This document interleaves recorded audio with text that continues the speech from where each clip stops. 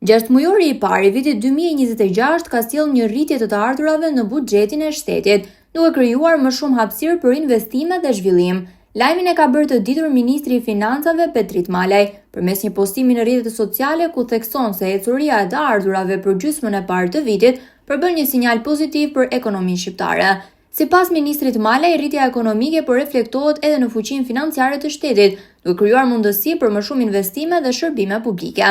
Gjashtëmujori i parë i 2026-s ka sjellë më shumë të ardhura, më shumë mundësi për të investuar.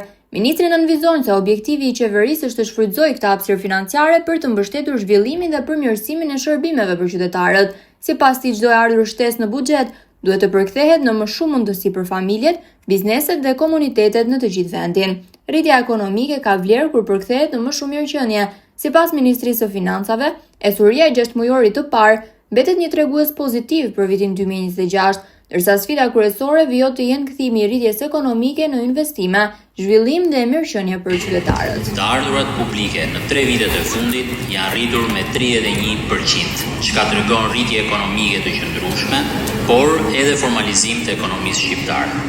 Për të qenë më konkret, në shtatëmujorin e parë të këtij viti, të ardhurat janë shtuar me rreth 515 milion euro më shumë krahasuar me vitin 2025.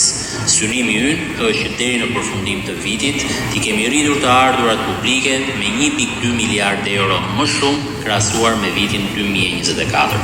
Këto janë para që do të shkojnë për të ndërtuar më shumë shkolla, më shumë qendra shëndetësore spitale, më shumë subvencione në bujqësi, apo për të ofruar shërbime të reja, si dhe për të përmirësuar shërbimet ekzistuese.